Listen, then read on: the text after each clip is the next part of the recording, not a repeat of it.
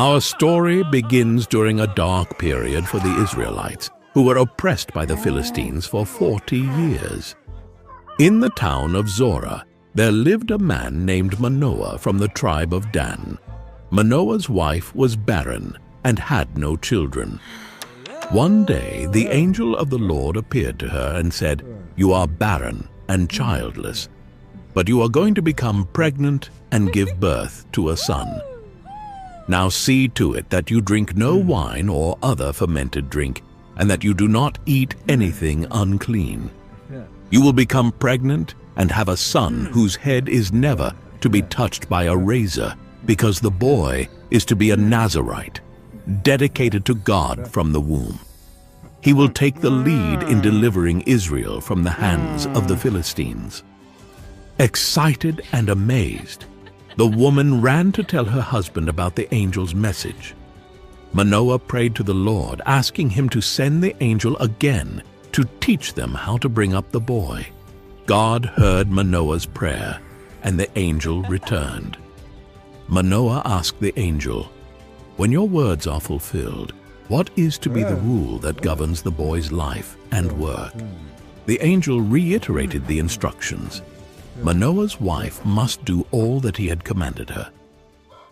Soon after, Manoah's wife gave birth to a son, and they named him Samson.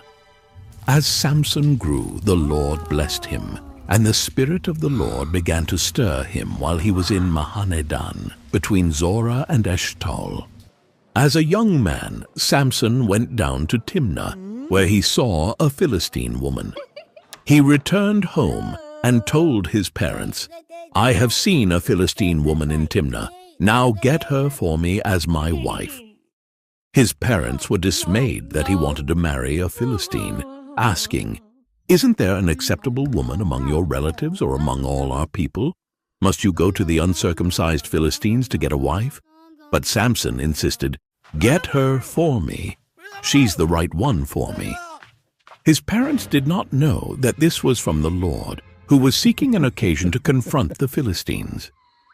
On his way to Timnah, Samson encountered a young lion.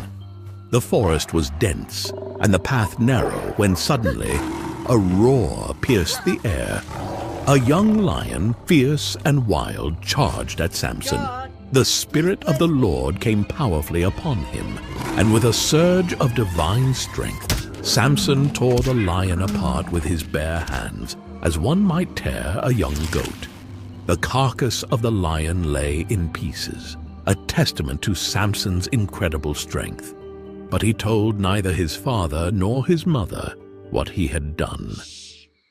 Later, when he returned to marry the woman, he turned aside to look at the lion's carcass. In it he saw a swarm of bees and some honey. He scooped out the honey with his hands and ate it as he went along. When he rejoined his parents, he gave them some, and they too ate it. But he did not tell them that he had taken the honey from the lion's carcass. At the wedding feast in Timnah, Samson proposed a riddle to his 30 Philistine companions.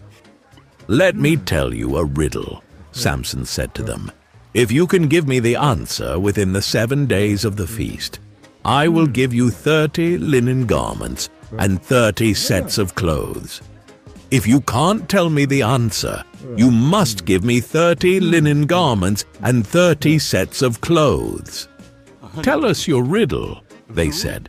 "Let's hear it." He replied, "Out of the eater, something to eat. Out of the strong, something sweet." For 3 days they could not give the answer. On the 4th day, they said to Samson's wife, "Coax your husband into explaining the riddle for us, or we will burn you and your father's household to death. Did you invite us here to steal our property?"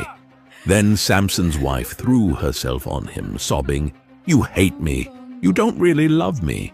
You've given my people a riddle, but you haven't told me the answer."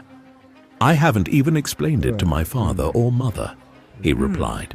"So why should I explain it to you?" She cried the whole 7 days of the feast. So on the 7th day, he finally told her because she continued to press him. She in turn explained the riddle to her people.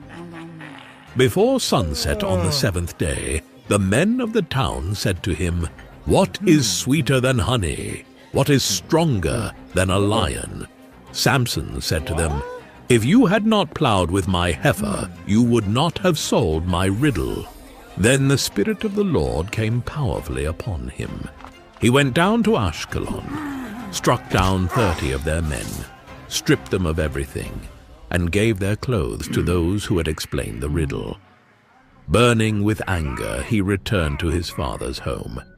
And Samson's wife was given to one of his companions who had attended him at the feast. Later on, during the wheat harvest, Samson took a young goat and went to visit his wife.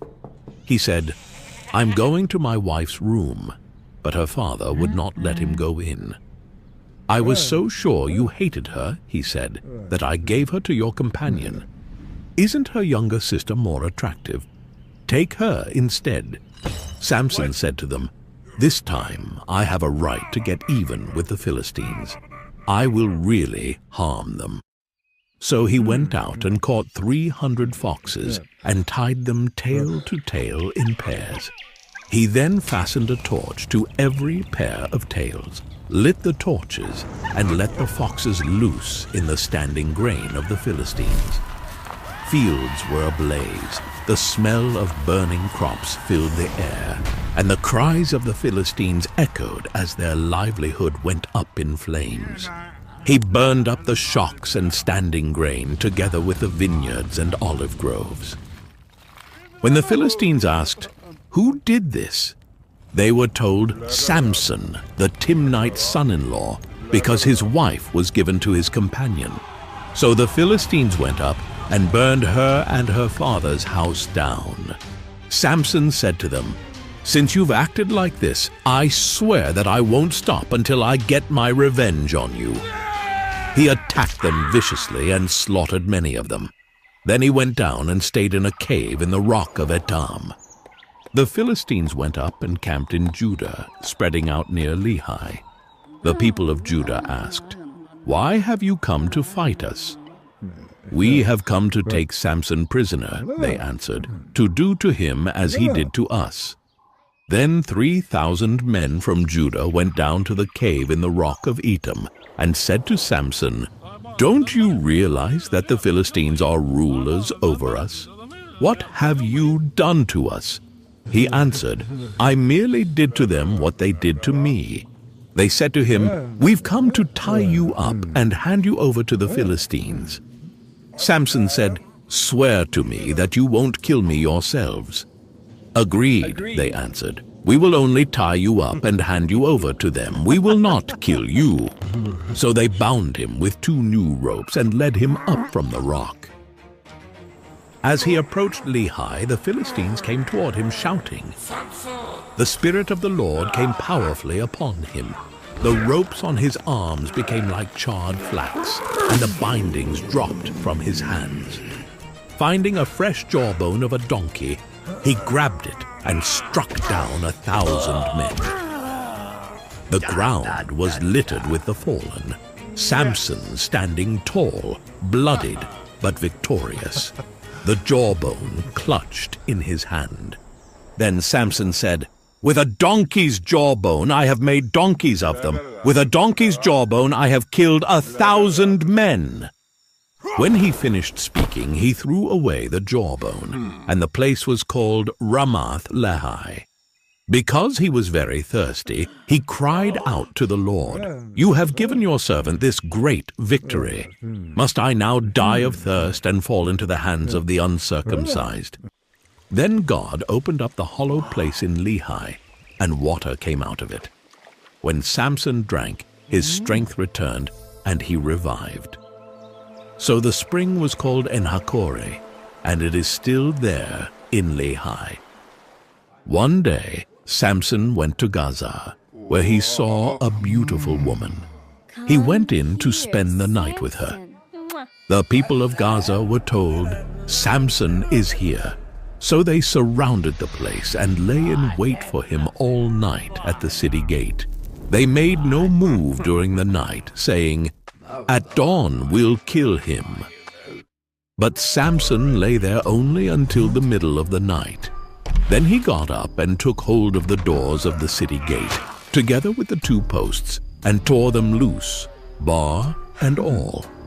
He lifted them to his shoulders and carried them to the top of the hill that faces Hebron. The sheer power required to uproot and carry city gates was a display of Samson's incredible strength and defiance. Some time later, he fell in love with a woman in the valley of Sorek, whose name was Delilah. The rulers of the Philistines went to her and said, "See if you can lure him into showing you the secret of his great strength, and how we can overpower him so we may tie him up and subdue him. Each one of us will give you 1,100 shekels of silver."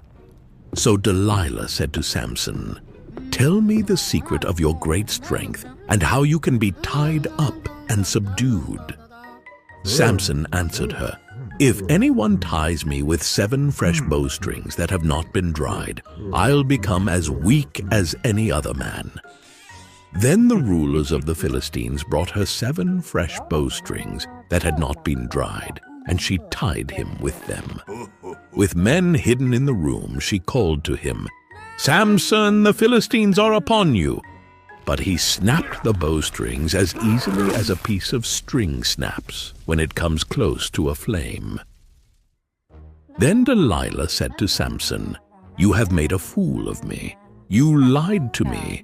Come now, tell me how you can be tied."